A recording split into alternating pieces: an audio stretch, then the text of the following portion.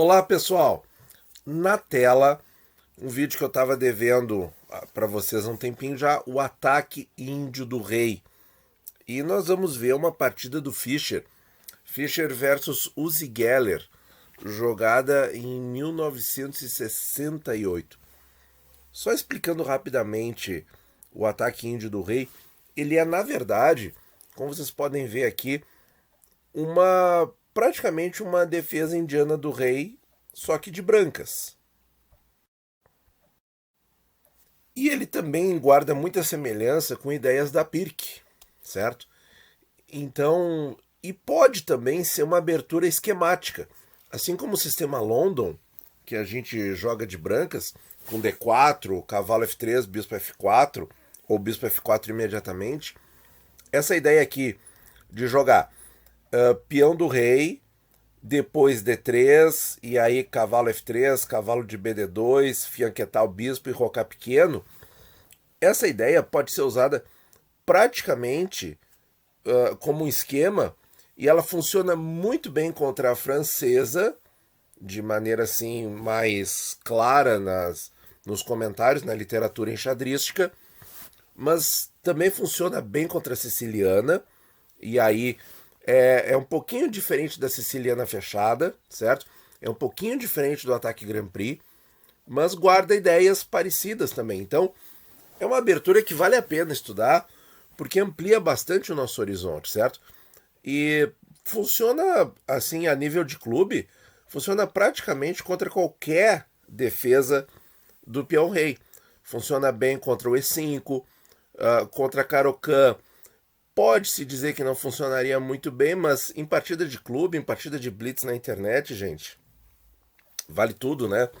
Então, vale aprender a, a defesa indiana do rei de brancas, ou seja, o ataque índio do rei, como mais uma ferramenta para você jogar. E são ideias, certo? Não é uma abertura tipo decorar tudo, são ideias. Então vamos ver aqui como é que começou. Então E4, E6, D3, já no lance 2, Fischer já deixou claro aqui que ele vai jogar uma linha não tradicional. Como é que entrou na classificação do meu chess base aqui, ó? Defesa francesa, linhas não usuais para as brancas, né? Ele não identificou como ataque índio do rei. D5.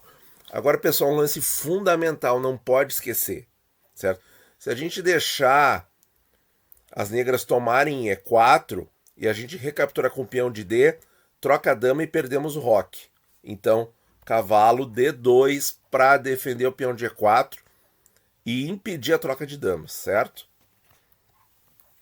C5, G3, cavalo F6, bispo G2, reforçando E4, bispo E7, cavalo de GF3, abrindo possibilidade para o roque, roque, cavalo C6. Está aí a nossa posição inicial. Bom, qual é a ideia mais importante a partir desse momento? Reforçar a coluna E, pessoal. Reforçar a coluna E e cravar um ponto forte em E5. As brancas cravarem o peão lá para desarticular as defesas no flanco rei. Apesar de o bispo tá na grande diagonal apontando para A8, a ideia principal do ataque índio do rei é ataque no flanco rei, certo? Então as brancas atacam pelo flanco, o centro estabiliza, depois de E5, fica fechado, com domínio de espaço das brancas. As brancas atacam pelo flanco rei e as negras contra-atacam no flanco dama. Torre 1, dama C7, E5, cavalo D7. Temos aí três peças negras atacando o peão e duas brancas defendendo. É necessário dama E2, colocar a terceira defesa. E agora as negras começam a expandir no flanco dama. Veio B5. E o que o Fischer jogou aqui, pessoal? Vale a pena dar uma pausa para pensar estrategicamente essa posição. Aqui, pessoal, o Fischer jogou H4. Tá? É um lance meio fora dos padrões quando você joga a defesa indiana do rei de negras, certo? Não se joga H5. Mas aqui a situação é diferente, certo? Não tem nada para as brancas fazerem no flanco dama, certo? Tem que deixar as negras gastarem o tempo e virem para cá. Enquanto isso, ganha espaço no flanco rei. Veio A5. Então tem tempestade de peões no flanco dama de fato, né? Cavalo F1 para abrir o bispo e poder comunicar as torres. Cavalo D4. E aí não pode deixar esse cavalo aí, certo? Esse cavalo olha para C2, certo? Então não pode deixar esse cavalo aí. Cavalo por D4. C por D4. Bispo F4, certo? Então já comunica as torres, certo?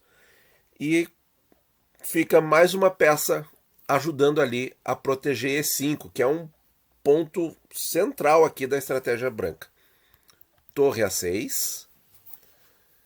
E agora é continuar executando os passos gradativamente, organizando as peças do flanco rei para montar esse ataque. Veio o cavalo H2, torre C6, dois ataques no peão de C2, torre C1, bispo A6, o famoso bispo ruim na defesa francesa.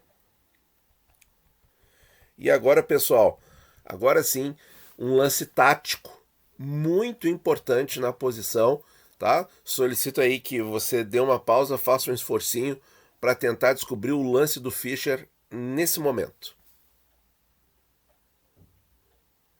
Muito bem, pessoal. Se você conseguiu aí descobrir bispo por D5, meus parabéns. Um lance muito forte na posição. Muito forte, certo? Desorganiza a estrutura das negras. E a ideia aqui é justamente sacrificar o bispo para avançar na coluna E. E vendo pelo ponto de vista das negras, não tem como não aceitar esse sacrifício de peça, que é um sacrifício transitório, porque as brancas vão recuperar a peça, porque perderam um peão central importante. E qual é a alternativa a tomar o bispo? É jogar torre B6, o que não melhora a posição em nada. Então, veio E por D5 e agora E6. Olha isso, pessoal. Que continuação forte e poderosa, abrindo o ataque do bispo na dama. O bispo já bem calçado aqui pelo peão de G3. E aqui recuperando a peça em D7. Veio dama D8, E por D7, torre E6. E agora é continuar no flanco rei, pessoal. Dama G4. F5 atacando a dama, dama H5, dama por D7, as negras recuperam o peão. Mas as brancas desestabilizaram o centro das negras. Olha o que são essas ilhas de peões dobrados e tal.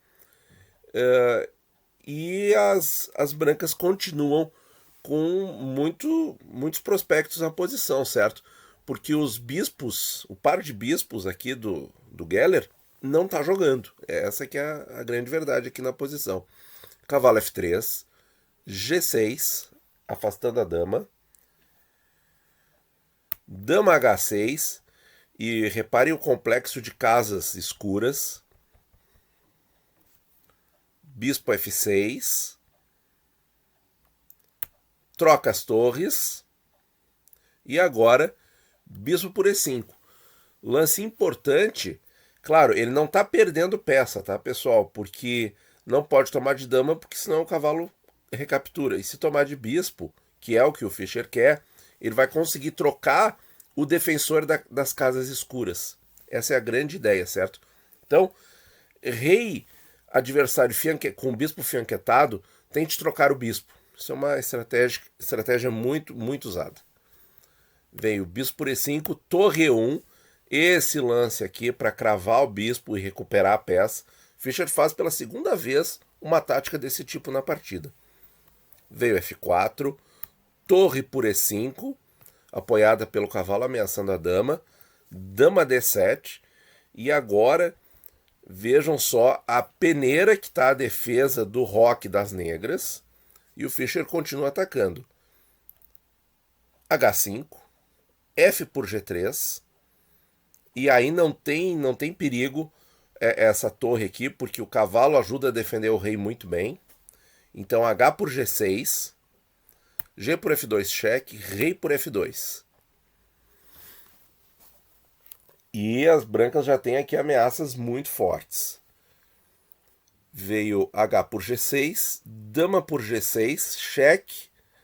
E esse bispo em A6 está caindo, né, pessoal? Dama G7, defendendo dessa forma. Veio torre G5 e as negras abandonaram, certo? Então, pessoal,